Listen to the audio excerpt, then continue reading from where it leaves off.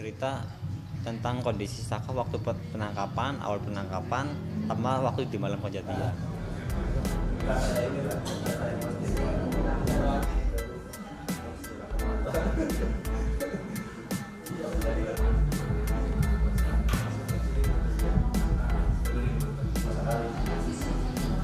Dari teman-teman ada akun yang melakukan terbaik kan teman-teman kan baik tuh maksudnya kan bisa digunakan kan apalagi Asesmen ini kan merupakan rangkaian dari Saka itu melaporkan ke LPSK mengenai memohon perlindungan sebagai saksi dan korban.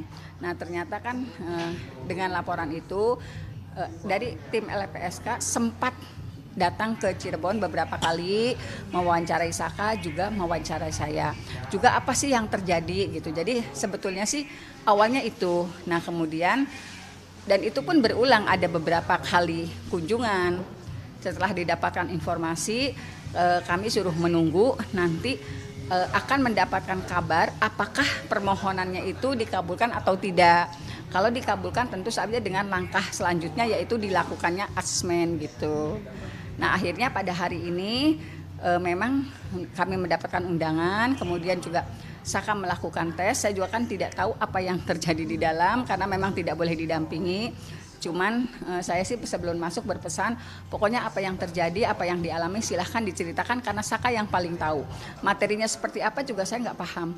Jadi kebutuhan tes psikologi ini bukan hanya kebutuhan untuk PK.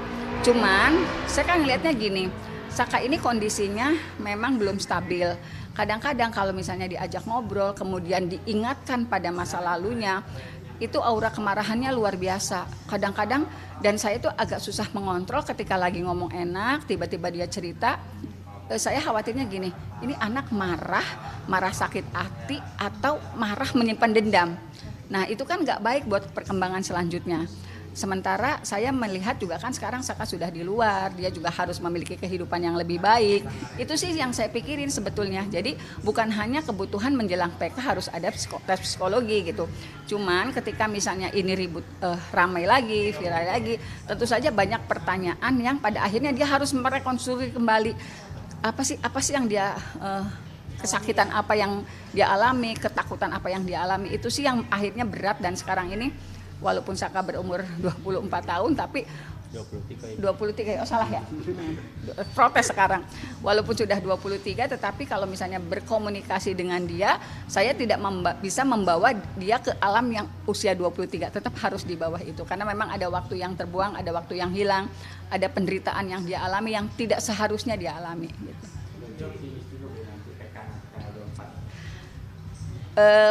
Walaupun ya betul ini bukan karena PK tetapi demi masa depan Saka supaya secara mental psikologisnya lebih baik. Tetapi kan dengan adanya PK tetap aja kita kan mengkhawatirkan gitu, apakah misalnya nanti majelis meminta. Nah itu yang saya pertimbangkan, kenapa sih kita juga ya bersyukur sebelum PK dilaksanakan Saka sudah memperoleh asesmen gitu. Nah, tadi juga berkomunikasi, cuman secara materi saya juga nggak bisa menjelaskan karena saya juga nggak tahu isinya apa. Tapi berapa lama berarti ya Bu proses asesmen tadi?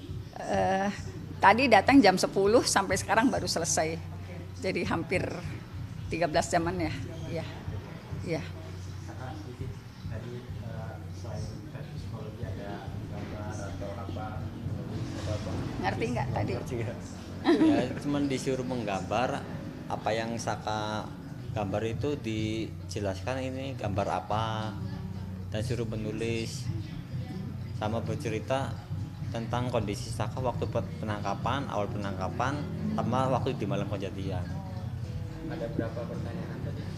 Diingat nggak? Banyak nggak? Banyak Ibu. Oh, pusing ya? Pusing Ibu. Pusing. Banyak banget itu. Ada berapa orang tadi? 2 atau berapa psikologi? 2 orang. 2 orang. Tadi di sana suasana psikologinya gimana, tegang atau gimana? Ngerasa enggak. seperti Nyaman. dimarahin nggak Iya, gitu nggak ya? nyaman. Nyaman. Beda sama saat dilakukan penyidikan. Beda jauh Beda apa jauh. beda? Beda jauh Ibu. Ya. Ya, sekarang Saka lebih tenang kan? Iya. Ya. Ya mudah-mudahan kami sih mohon doanya aja lah.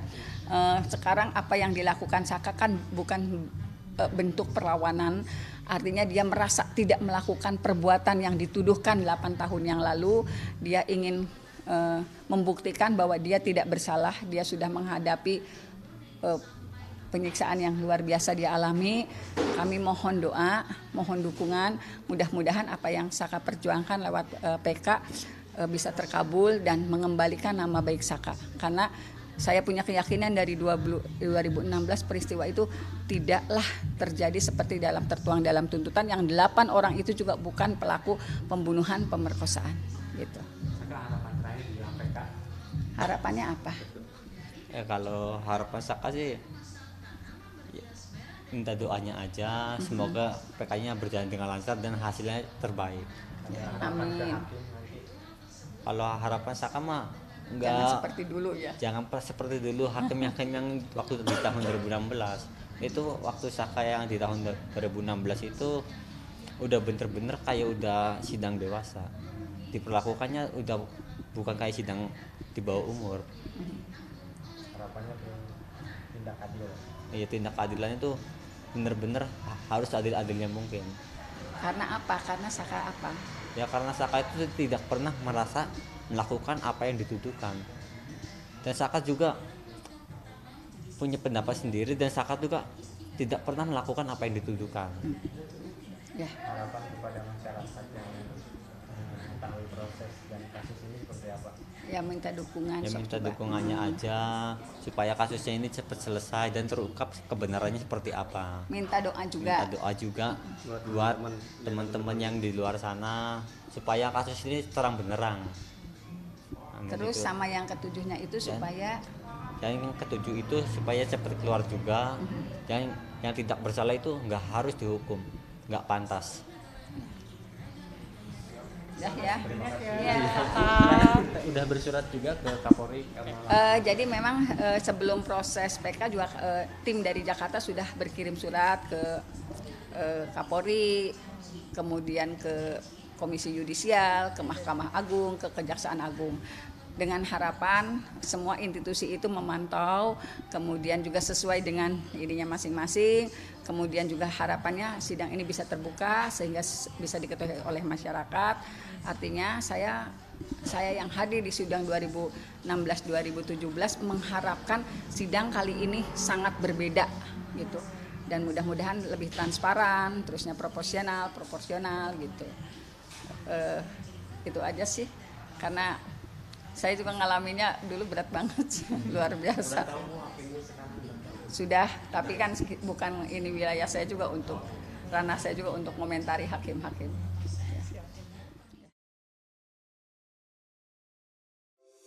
Di antara banyak sumber informasi, kami layak dipercaya karena kami menggali lebih dalam, berpihak pada kebenaran, berpegang pada data dan fakta, agar layak Anda jadikan referensi.